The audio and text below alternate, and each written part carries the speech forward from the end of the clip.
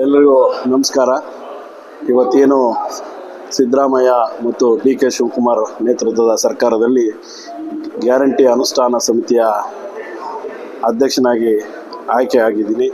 ಇದಕ್ಕೆ ನಮ್ಮ ಮುಖ್ಯ ಕಾರಣಕರ್ತರಾದ ಪುತ್ತೂರು ಮಂಜಣ್ಣವರು, ಆದಿನಾರಾಯಣನವರು, MLC ಅನಿಲ್ ಕುಮಾರ್ನವರು ಮತ್ತು ಈ ಜಿಲ್ಲಾ ಗ್ಯಾರಂಟಿ ಅನುಷ್ಠಾನ ಸಮಿತಿ ಜಿಲ್ಲಾ ಅಧ್ಯಕ್ಷರಾದ ಶಿವಕುಮಾರ್ ಅವರು, ಇವರೆಲ್ಲರಿಗೂ ಕೂಡ ಮತ್ತು ನಮ್ಮ ಪಾರ್ಟಿಯ ಹೈಕಮಾಂಡ್ಗೆ ಈ ಮೂಲಕ ಧನ್ಯವಾದಗಳನ್ನ ತಿಳಿಸ್ತೀನಿ.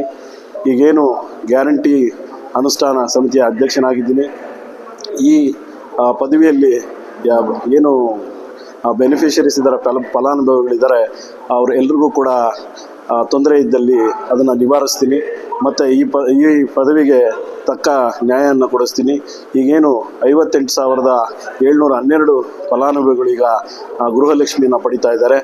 ನಮ್ಮ ದಾಖಲಾತಿಯ ಪ್ರಕಾರ ಇನ್ನೂ 136 ಜನ ಅದರ ಅವಕಾಶ ಸಿಕ್ಕಿರೋದಿಲ್ಲ.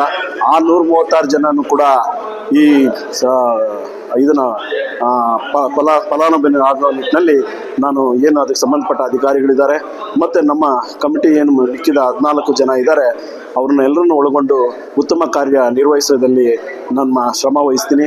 ಹಾಗೆ ನನ್ನ ಜೊತೆಯಲ್ಲಾಗಿರೋಂಥ ಎಲ್ಲ 14 ಅಥವಾ 15 ಸದಸ್ಯರು ಏನಿದ್ದಾರೆ ಅವ್ರಿಗೆಲ್ಲರಿಗೂ ಕೂಡ ಶುಭಾಶಯಗಳನ್ನ ಹೇಳ್ತಾ, ನಾವೆಲ್ಲರೂ ಕೂಡ ಒಟ್ಟಿಗೆ ಕೆಲಸ ಮಾಡಿ ಈ ಏನು ಕಮಿಟಿ ಇದೆ, ಈ ಕಮಿಟಿ ಉತ್ತಮ ರೀತಿಯಲ್ಲಿ ಕೆಲಸ ಮಾಡೋ ನಿಟ್ಟಿನಲ್ಲಿ ತೊಗೊಂಡೋಗ್ತೀನಿ ಅಂತ ಹೇಳ್ತಾ ಧನ್ಯವಾದಗಳು.